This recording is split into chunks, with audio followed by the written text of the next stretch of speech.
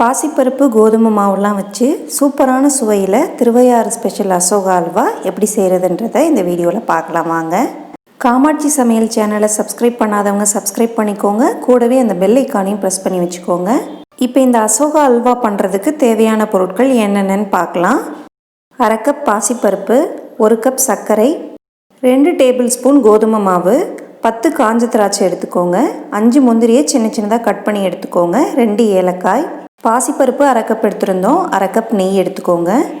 நம்ம எடுத்து வச்சுருந்த 1/2 கப் பாசிப்பருப்பை தண்ணி ஊற்றி அலசிட்டு தண்ணிலாம் எதுவும் இல்லாமல் வடிகட்டி எடுத்துக்கோங்க. அலசி வடிகட்டின பாசிப்பருப்பை குக்கரில் சேர்த்துட்டு பருப்பு மூழ்கிற அளவுக்கு தண்ணி ஊற்றி 4 விசில் வச்சு எடுத்துக்கோங்க.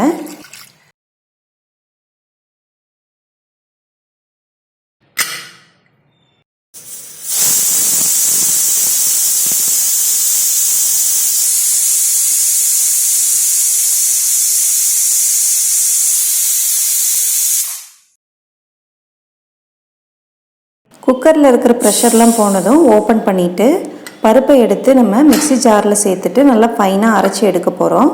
மிக்சியில் சேர்த்து அரைக்கிறதுக்கு பதிலாக மத்து வச்சு நல்லா கிடஞ்சும் எடுத்துக்கலாம். ஆனால் மிக்சியில் சேர்த்து அரைச்சோன்னா எல்லாமே நல்லா ஃபைன் பேஸ்ட்டாக அரைஞ்சிரும். அதுக்காக தான் மிக்ஸி ஜாரில் சேர்த்துட்டு அரைக்கிறது. கொஞ்சம் சூடு ஆறுனதுக்கப்புறம் மிக்ஸி ஜாரில் சேர்த்துட்டு நல்லா ஃபைன் பேஸ்ட்டாக அரைச்சிக்கலாம். அரைக்கும்போது ரொம்ப கட்டியாக இருக்கிற மாதிரி இருந்துச்சுன்னா கொஞ்சமாக தண்ணி ஊற்றியும் அரைச்சிக்கலாம். ஆனால் ரொம்ப தண்ணி சேர்த்துற வேண்டாம்.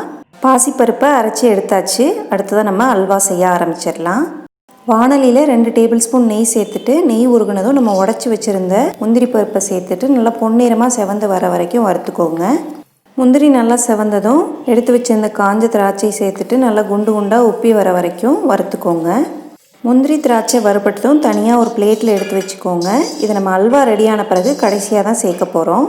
அதே நெய்லேயே 2 டேபிள் ஸ்பூன் கோதுமை மாவு சேர்த்துட்டு நல்லா செவந்து வர வரைக்கும் வறுத்துக்கோங்க. கோதுமை மாவை ரொம்ப கறிக்கிடக்கூடாது, லேசாக செவந்து வர வரைக்கும் வறுத்தா போதும். ரொம்ப வறுத்துட்டிங்கன்னா அல்வாவோட டேஸ்ட்டே மாறிடும். இப்போ பாருங்கள், மாவு நல்லா கலர் சேஞ்ச் ஆகி வந்திருக்கு. இந்த சமயத்தில் நம்ம அரைச்சி வச்சுருக்க பாசிப்பருப்பை சேர்த்துக்கலாம். எல்லா பாசிப்பருப்பையும் சேர்த்துட்டு இந்த கோதுமை மாவும் பாசிப்பருப்பும் நல்லா கலந்து வர மாதிரி கலந்து விட்டுக்கோங்க.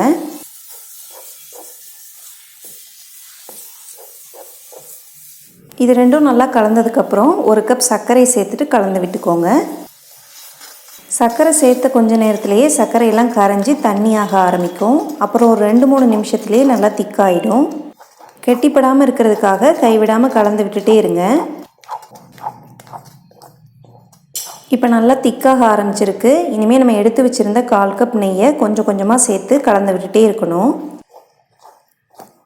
கொஞ்சம் கொஞ்சமாக நெய் ஊற்றி கலந்துகிட்டே இருங்க. ஃபஸ்ட்டு ஊற்றின நெய் நல்லா அப்சர்வ் ஆன பிறகு மறுபடியும் நெய் ஊற்றி கலந்துக்கோங்க. அல்வாவுக்கு கலர் கொடுக்கறதுக்காக கொஞ்சமாக ஃபுட் கலர் சேர்த்துக்கிறேன். உங்களுக்கு விருப்பம் இல்லைன்னா நீங்கள் ஸ்கிப் பண்ணிக்கலாம்.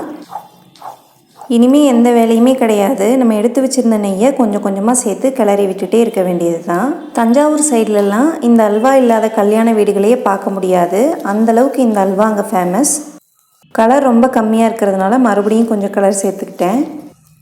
இப்போ அல்வா 90% ரெடி ஆகிடுச்சு. இன்னும் ஒரு 5 நிமிஷத்துலேயே கடாயில் ஒட்டாமல் எல்லாமே ஒன்று திரண்டு வரும். இப்போ நான் கலக்கிறத பார்த்தாலே உங்களுக்கு தெரியும், கடாயில் ஒட்டாமல் நல்லா சூப்பராக அல்வா ரெடியாக இருக்குது. கரண்டியில் எடுத்து காட்டுறேன் பாருங்கள், இந்த மாதிரி இருக்கணும். கடைசியாக 1 டேபிள் ஸ்பூன் ஏலக்காய் தூளும் நம்ம வறுத்து வச்சுருந்த முந்திரி திராட்சையும் சேர்த்துட்டு நல்லா கலந்து விட்டுக்கோங்க. டேஸ்டியான அசோகா அல்வா நெய் மணக்க மணக்க சூப்பராக ரெடியாக இருக்குது.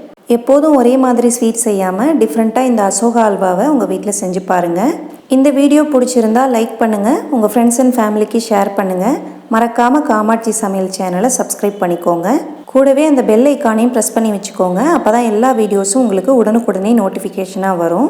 மீண்டும் இதே மாதிரி ஒரு சூப்பரான வீடியோவில் சந்திக்கலாம். நன்றி.